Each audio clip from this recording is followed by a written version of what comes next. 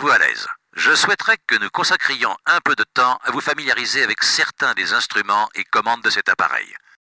L'anémomètre, ou badin, est le plus souvent calibré en nœuds qu'en kilomètres-heure.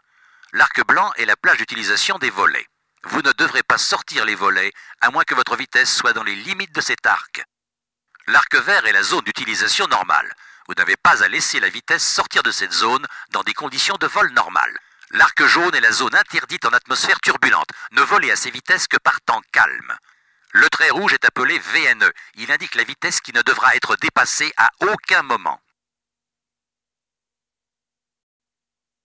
Le prochain instrument sur lequel nous allons nous attarder est l'horizon artificiel.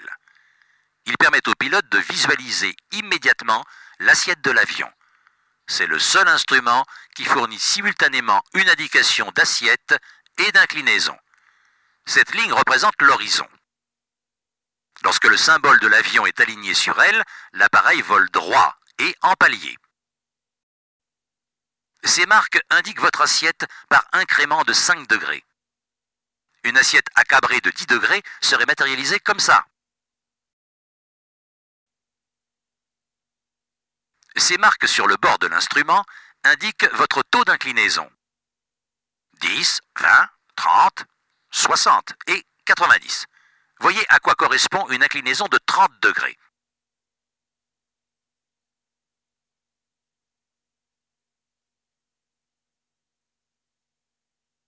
Le travail de l'altimètre est de mesurer la pression statique et de la restituer en termes de pieds ou de milliers de pieds. La longue aiguille avec le triangle mesure les dizaines de milliers de pieds. La petite aiguille, les milliers de pieds. Et la grande, les centaines de pieds. Une altitude de 3000 pieds sera indiquée comme ceci. 12 500 pieds, comme cela. Pour que l'instrument soit utilisable en vol, il doit être calé à la pression barométrique locale avant le décollage. Cette information est communiquée par la tour.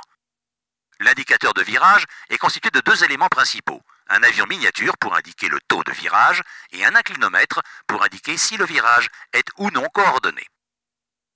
Vous pouvez utiliser l'avion miniature pour établir et maintenir un virage à taux standard en l'alignant avec l'indice de virage. Cela signifie que vous virez à un taux de 3 degrés par seconde. À ce taux, vous effectuerez un virage complet, donc à 360 degrés, en 2 minutes. L'inclinomètre représenté par la bille indique la qualité du virage. Vous maintiendrez un vol stabilisé ou coordonné en gardant la bille centrée. Si la bille n'est pas centrée, poussez la pédale du palonnier du côté où elle dérive. Vous éviterez ainsi la glissade ou le dérapage. Le conservateur de cap ou directionnel est un instrument gyroscopique et non magnétique. Il indique le cap sur un azimut à 360 degrés dont le dernier zéro est omis. En d'autres termes, 3 correspond à 30 degrés, 22 à 220 degrés. Du fait qu'il ne dispose pas d'aimant vers lequel pointer, vous devrez fréquemment le caler sur le compas magnétique. Le VSI, en français indicateur de vitesse verticale ou variomètre, mesure votre taux de montée ou de descente en centaines de pieds par minute. Si l'aiguille indique une valeur au-dessus de 0, vous montez. Si elle indique une valeur en dessous de 0, vous descendez. Le compte-tours indique le régime moteur en tours par minute. La fenêtre dans la partie inférieure de l'instrument affiche le temps de fonctionnement du moteur. C'est ce qu'on appelle l'horamètre. La jauge de température d'huile, comme son nom l'indique, mesure la température de l'huile à son entrée dans le moteur. La zone verte indique la plage de fonctionnement normale, tandis que la zone rouge indique la température maximum autorisée. La pression d'huile est mesurée en livres par pouce carré. Comme précédemment, la barre verte marque la plage de fonctionnement normale, alors que les zones rouges indiquent les pressions maximales et minimales.